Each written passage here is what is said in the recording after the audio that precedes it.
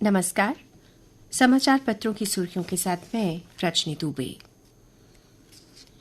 प्रधानमंत्री नरेंद्र मोदी ने केरल के वायनाड में भूस्खलन प्रभावित क्षेत्रों का दौरा करने के बाद कहा कि ये तबाही सामान्य नहीं, वायनाड को राहत व पुनर्वास के लिए हर जरूरी मदद दी जाएगी। पीएम मोदी ने आपदा प्रभावित क्षेत्र का हवाई व जमीनी जायजा लिया।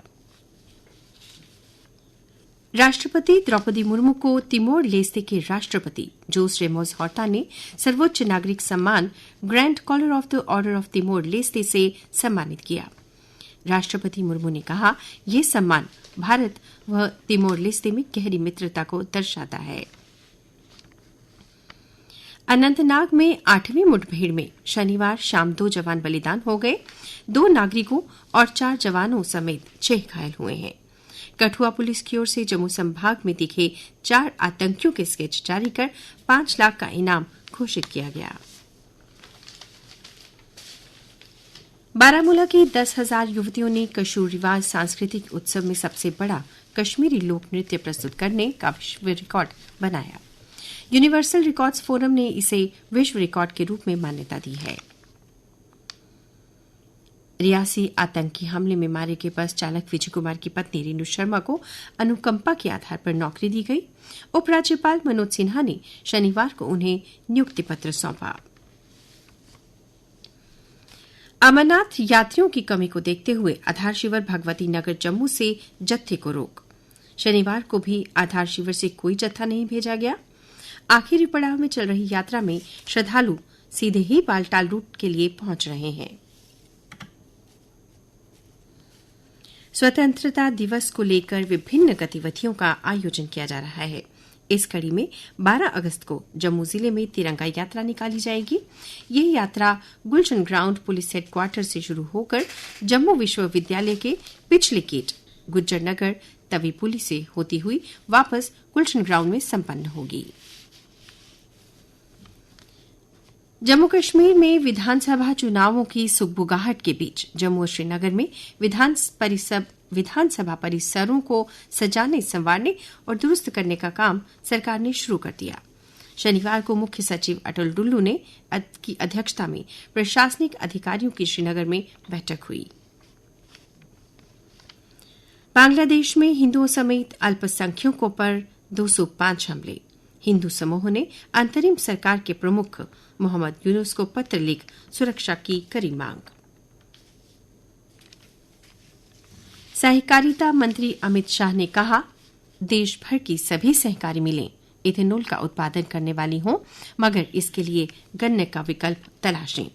उन्होंने इसके साथ ही जैव ईंधन विनिर्माण के लिए बहुआयामी दृष्टिकोण अपनाने पर जोर दिया। उन्होंने कहा, चीनी उत्पादन का पूरा मुनाफा किसान के बैंक अकाउंट में पहुंचे, ये हमारे लक्ष्य होना चाहिए। विदेश मंत्री एस जयशंकर ने शनिवार को मालदीव की सबसे बड़ी जल एवं स्वच्छता परियोजना का उद्घाटन किया।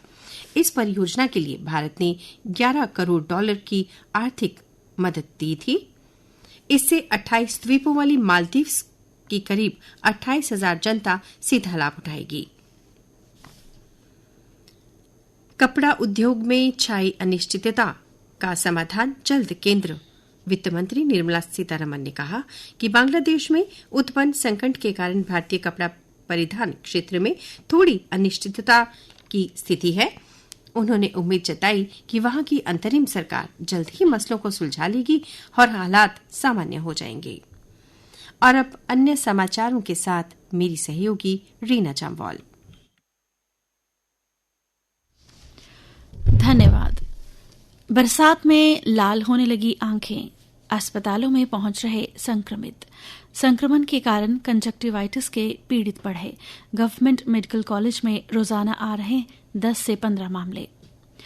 बड़ी ब्राह्मणा में युवक का गला कटा। शहर में घर से डोर के 35 गट्टू बरामद। पुलिस ने एक्सचेंज रोड स्थित घर में दी दबिश। जम्मू संभाग कठुआ, डोडा और उधमपुर जिलों के जंगलों में हाल ही में हुए आतंकी हमले के बाद जम्मू कश्मीर पुलिस जवानों को जंगल में आतंकरोधी अभियान के लिए प्रशिक्षण दे रही है। जंगल में आतंकियों का काल बनेगी पुलिस। 21 दिवसीय कमांडो कोर्स शुरू। एडीजीपी बोले, क्षेत्र में उभरती चुनौतियों से निपटने के लिए ऐसे कोर्स समय की मांग। भारी बारिश से भूस्खलन, बद्रीनाथ हाईवे बंद, 22 राज्यों में आज अलर्ट। हिमाचल प्रदेश में भी कई जगह पहाड़ से पत्थर गिरे। 135 से ज्यादा सड़कें बंद, घरों और दुकानों में घुसा पानी। यूपी और उत्तराखंड समेत आज इन राज्यों में ऑरेंज अलर्ट।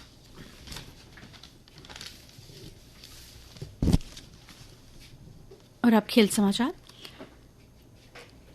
फ्रांस के पेरिस में चल रहे ओलंपिक खेल में कांस्य पदक विजेता 21 साल के पहलवान अमन से प्रधानमंत्री श्री नरेंद्र मोदी ने फोन पर बात करते हुए कहा, आपका जीवन प्रेरणादायक। सितारे जमीन पर विश्वास के मंत्र और बूट शिविर ने हॉकी टीम को दिलाई सफलता, सिर आंखों पर बिठाई टीम। कांस्य पदक जीतकर घर लौटी हॉकी टीम। हरमनप्रीत ने कहा, अब बढ़ी जिम्मेदारी। 13 पदक जीत चुकी है हॉकी टीम ओलंपिक में। रितिका की हार के साथ ही कुश्ती में चुनौती खत्म। महिला कुश्ती के क्वार्टर फाइनल में किर्गिस्तान की खिलाड़ी के विरुद्ध बराबरी के बाद आखिरी अंक गंवाने के कारण हार का सामना करना पड़ा। इस हार के साथ भारतीय चुनौती भी समाप्त हो गई। और अब मौसम। जम्मू संभाग में झमाझम बारिश से गर्मी से मिली राहत। कल का अधिकतम तापमान 33 डिग्री सेल्सियस और न्यूनतम 26.4 डिग्री सेल्सियस रिकॉर्ड किया गया। आज सूर्यास्त होगा 7:21 पर और कल यानी सोमवार को सूर्योदय होगा 5:54 पर।